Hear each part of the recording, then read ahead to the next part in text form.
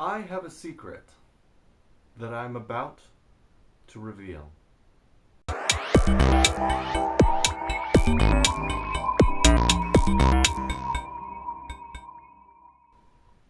It's time. Throughout the years, there's been one question that has collectivized into a single anomaly. That anomaly then triggered multiple other events throughout the history of time and space. They all came together and pooled into a single pool in the form of this question. Why am I wearing a hat? The answer, ladies and gentlemen, is simple.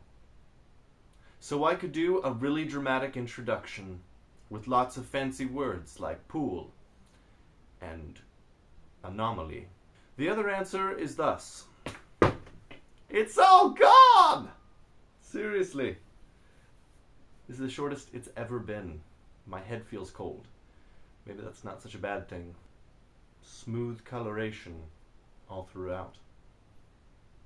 Like a model. I should be a model. Story I have for you guys today is one of triumph, one of sorrow, and one of chipmunks. So, not long ago, in a galaxy that was just over the fence, I was at an orthodontist. Now, he was a wonderful, wonderful, very nice man who, plain and simply, told me that 4 of my teeth had to be ripped out. Primarily, my teeth of wisdom. They needed to be unsheathed from their fleshy coatings so that I would not die later on in life. Or something like that. I was kind of half asleep at that point, but that's not the point. Go in, and I had my wisdom teeth removed, yeah. Maruvian. It's like a Moroccan Hoovian. I don't know. I've never really understood the concept of wisdom teeth, you know? I mean, we're born with these things that approximately, 96% of people have to have yanked out. Their only purpose is to cause us pain later on in life. Why? Why would we have something that literally serves no purpose? And we're full of these too. I mean, we have these wisdom teeth that need to be ripped out. We have appendixes that are just going to splatter and die. Gallbladders that can be chucked out. 2 kidneys. Give one to yourself, give one to a friend. Sharing is caring, apparently. But only for kidneys. And pieces of the liver. Wisdom teeth, they only cause you more pain? I really don't get it. I want to know the answer to it. I think it's going to drive me stark raving loony because I can't wrap my brain around it, you know? I want my brain to become the center of this glorious intellectual quesadilla. I want the tortillas of answers to wrap around the gooiness that is my brain. That sounds more like a zombie Mexican restaurant, so let's stop that train of thought.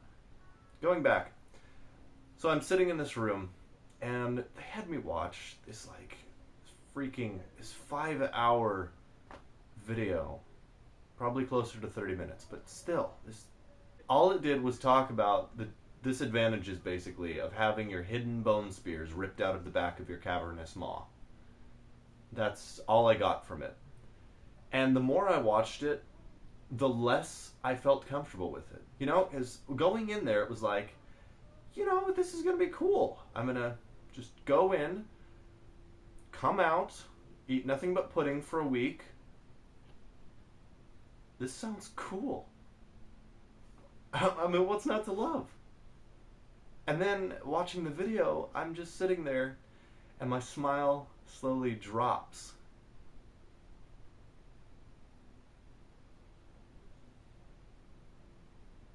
They listed all of these possible side effects.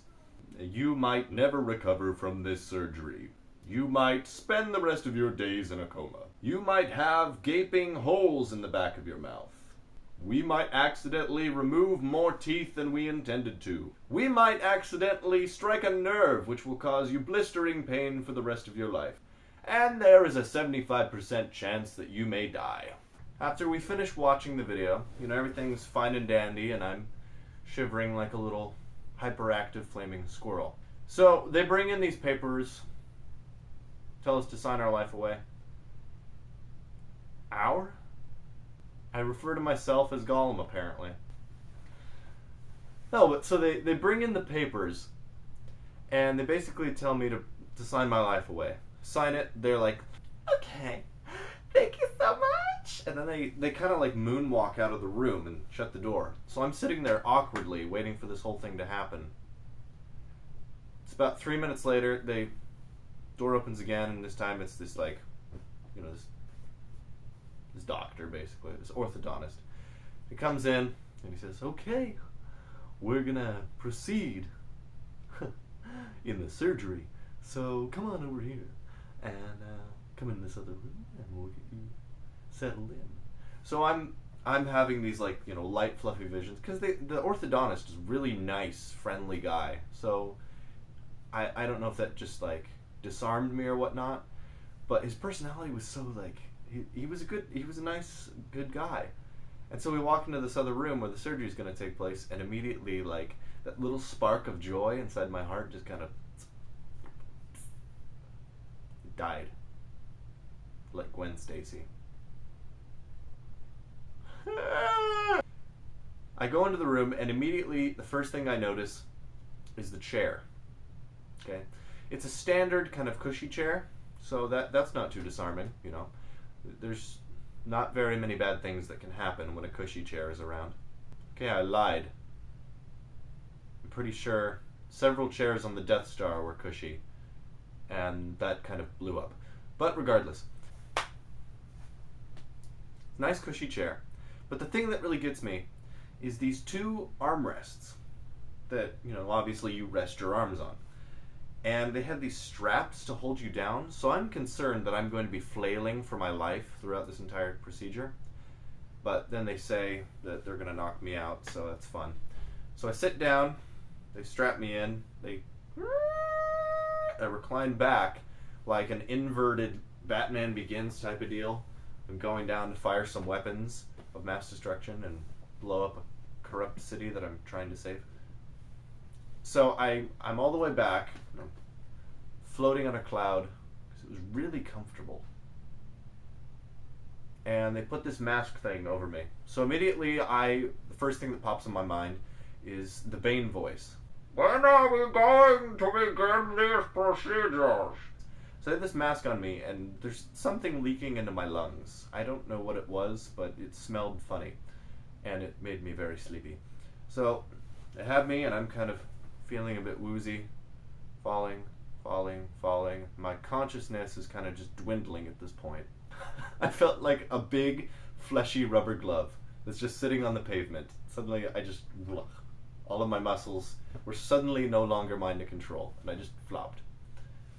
And everything suddenly stretched out. You know how sometimes in movies they'll do the thing where there's the little people inside your head, and that's supposed to be your mind? I felt like that little person back in there watching everything happening through this huge tunnel, and everything was just gigantic. And so I just like, and it was strangely amazing and bizarre. And then blackness closed around me and everything was gone. So I floated in this weird dark pudding for a while. Like, I knew I was asleep, but at the same time I wasn't. And it was a half dreamless sleep. So it was almost like I was trapped in limbo for the space of 2 hours. And so when I came out of it, I was aware that, a sizable chunk of time had passed. But at the same time, I couldn't really recall any of it. It's a weird feeling, And the pudding wasn't that good. It was not good limbo pudding. I'm kind of groggy after this because the stuff's still wearing off. So I flop and I get in a wheelchair and they roll me outside. I hop in a car and my face was like, I felt like a transitory superhero. You know, I don't quite have my powers, but the radioactive DNA is coming in, and I was Chipmunk Man because I had these huge cheeks. Ugh. Senior Chub Chubs. That's what I was called. The picture really doesn't do it justice. It was like gigantic, but whenever I tried to take a picture of it, they decided to shrink down and hide. I tried showing people and they're like, oh, your face looks normal. But that was fun.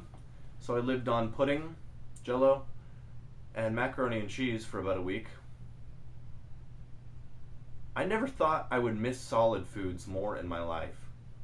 I really didn't expect to miss solid foods so much. Because by the time my cheeks deflated, it was like, pizza! Oh! You and I have been separated for too long. I missed it. Deeply. Yes! The funny thing was, though, there were some weird side effects. So, first thing, for the longest time, I had this awful bruising, like, up in here. And we didn't see it at first, but when my cheeks deflated, it was like it was just beneath the surface, and so as soon as some of that puffiness gave way, it arose. It spontaneously sprung forth from spunky springs of something. I wanted more alliteration in there, but it just didn't happen. I guess the best description I could give, it was almost like someone had come and scribbled with a highlighter all over my face, just in here, and then done that repeatedly. It was this weird, bright neon yellow. I think if I went to like a dance club or something, I would have blended right in without even having to dress up. You know, it was this bright neon color. It might have glowed in the dark slightly, which worries me because I think that was radioactive chipmunk DNA. Oh, and then I couldn't communicate for the longest time because I had to put like these packs inside my mouth to stop the bleeding. There was waterfalls of my elixir spilling out of these newly formed crevices. So I had to have these gauze things. I could not talk, which was traumatizing for me, considering I talk a lot. You learn a lot about yourself when you have parts of you removed. True story. If you or a loved one has had their wisdom teeth removed, then like and subscribe. If you enjoy pudding and macaroni and cheese, though not at the same time, then like and subscribe. And if someone you know has scribbled on your face with bright yellow highlighter, then you've worn it to an 80s nightclub, like and subscribe. MK is out.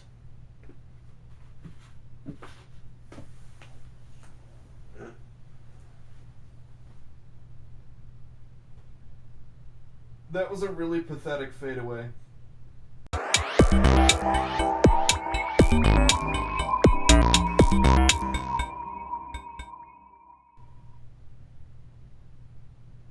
It's so chubby. But it still looks great.